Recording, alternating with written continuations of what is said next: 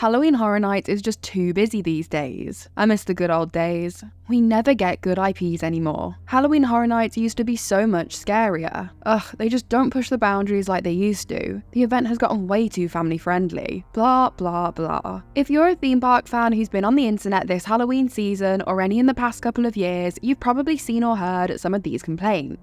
Despite my somewhat mocking intro there, I'm not here to tell you that they're all wrong. In fact, you might have actually heard one or two of these complaints coming from me. But you might have also heard me say something like, Halloween Horror Nights is the best Halloween event in the world, which feels like a bit of blind praise whilst I also spew that the event is terrifyingly busy. So what I want to do in this video is explore the good and the bad of the event, to come up with a more fair and accurate review of Halloween Horror Nights Orlando 33. So for a bit of context, I've been visiting the event for over 10 years now, and just like most things do when a decade passes, it has certainly changed, and likewise, so have I. In those years, I have consumed more and more of the event's lore. I've become obsessed with it in a way that means knowing pretty much every tiny little backstory, having shelf and wall space dedicated to objects from the event within my home, and drinking my morning coffee out of a HHM mug most days. But I've also done lots and lots of other haunted houses at lots of different haunt events. It's safe to say that I'm a lot more desensitized to live actor haunts than when I first visited Halloween Horror Nights as a child. So with all this, I think I share a perspective with most hardcore fans of Halloween Horror Nights. But instead of just taking to Twitter to air out my complaints, something I have already kinda done, I wanted to dedicate a whole video to tackling the good and the bad of the event in a bit more detail. So the obvious place to start is with the main attraction of the event, the houses. Now, as always, the houses were pretty strong this year. Halloween Horror Nights really know what they're doing when it comes to making a haunted house. And even the ones that I find myself putting at the bottom of my list are still on a much grander scale than what most haunts can pull off. There isn't really anything especially good or especially bad about the houses this year. They're exactly the high standard that I've come to expect from the event. But with this, the usual criticism does remain. Halloween Horror Nights Orlando's houses aren't that scary. With the incredible popularity of the event, non-stop conga lines are utilised to get as many people through the houses per hour as possible. This does kind of seem to be the only option for the event, as even with this, wait times are still unbelievably long. Unfortunately, this method makes for a far less intense experience than going through the houses in staggered smaller groups, as is the norm at most other haunt events. Thanks to this, I do think the lack of scares is a fair comment to make about the event, but I don't think that this has to be a criticism for everyone. If you want to be terrified, sure, then this isn't the event for that. But if you want to appreciate the incredible artistry of these temporary haunted houses, which truly rival even the best dark rides out there, then you can't get any better than Halloween Horror Nights. Personally, this is what I love the event for. There are plenty of other haunts out there that I can get my scares from. Now, another criticism about the houses this year is that the IP selection is weak. Only 4 IP houses were present at the event. These were Universal Monsters, A Quiet Place, Insidious, and Ghostbusters. Now, declaring this as a weak lineup is hard, because it's pretty subjective. The facts are there that showcase the incredible success of both the Insidious and A Quiet Place franchises. Sure, neither are in their prime right now, and perhaps aren't quite classics yet.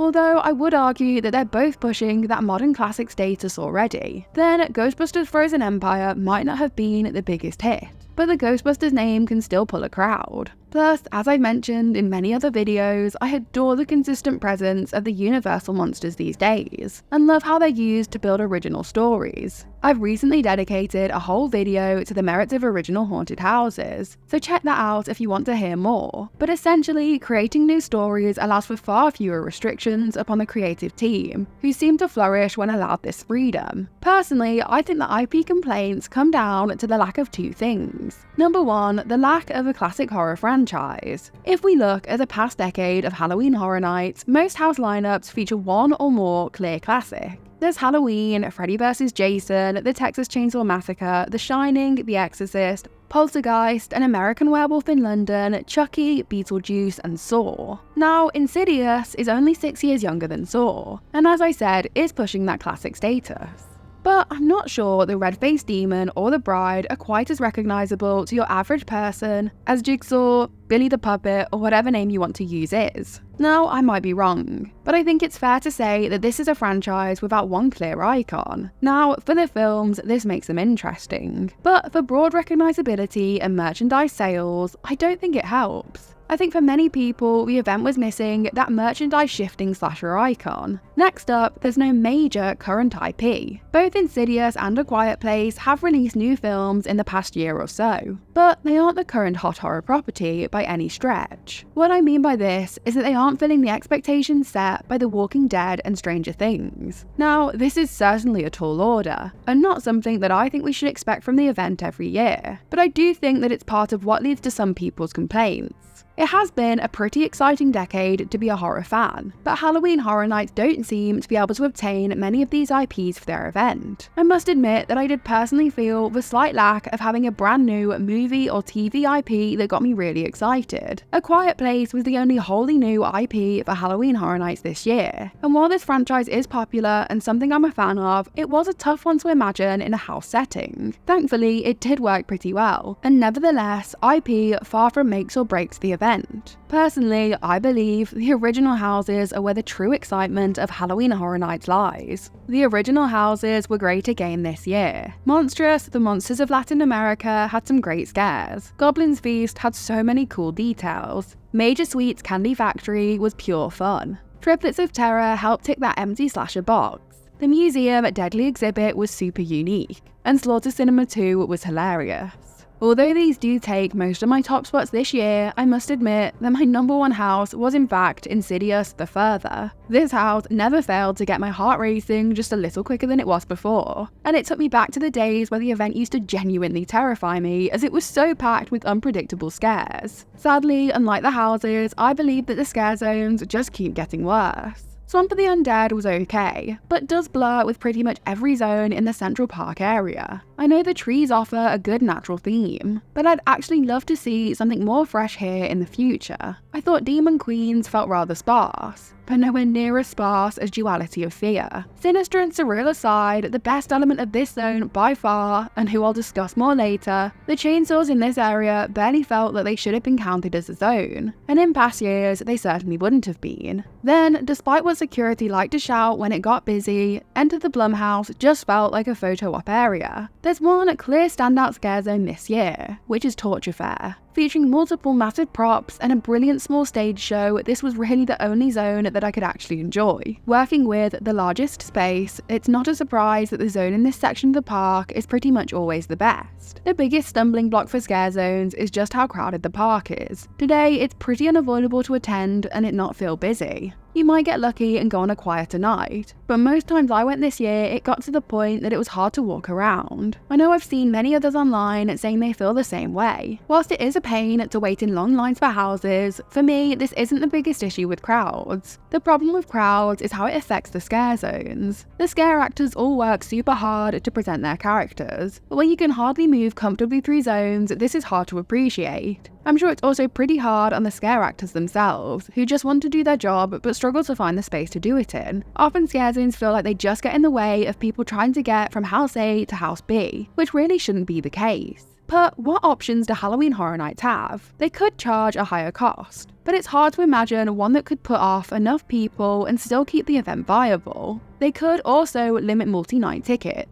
Now this one I certainly see as a real possibility. With just how quickly the Express multi-night option tickets sold out this year, many did assume that they were limited this year, or at least that Express passes would be. But wait times did not seem to suggest that this was the case. So this certainly still seems to be an option for the park. Another thing to note is that Halloween Horror Nights Orlando has featured 10 houses since 2016, and it may well be time that this gets up to 11. But of course, this requires more space, which perhaps the studio park just doesn't have. There is one more obvious thing that was missing this year that could have helped to disperse the crowds. In fact, this year, there were actually quite a few things absent from the event that have been present the past couple of years. Now, some of these are small things, like the lack of wax press machines in the tribute store, the absence of maps, and the recalled Blinky Cups. But there were some bigger things missing. First up, there's only one scheduled show this year, Nightmare Fuel Nocturnal Circus.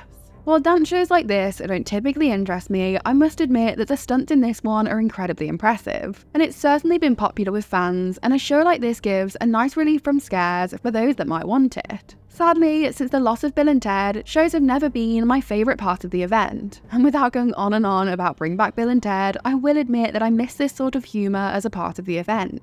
Anyway, this returning dance troupe put on the only real show at the event this year. Unlike in previous years, there was no lagoon show.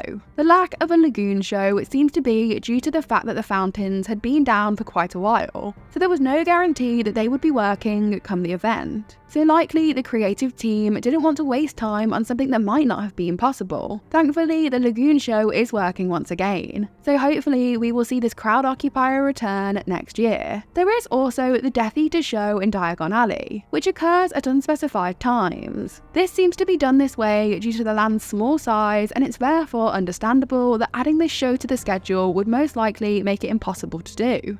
Another thing lacking from the event was Transformers. I know this is a silly one, and not much of a crowd eater, but the closure of this ride does seem to be a bit cost-cutty, as does the removal of the photo opportunity that had been present for quite a few years at Cabana Bay. Thankfully, the Spooky Swizzle Lounge and the Dead Coconut Club both remain, and themed drinks and decor have been added to some other Universal hotels this year. Plus, the upstairs of the Dead Coconut Club with its Blumhouse photo opportunities did sort of work as a fair replacement of the Cabana Bay one, and was actually perhaps a bit better as it was open to all, not just hotel guests.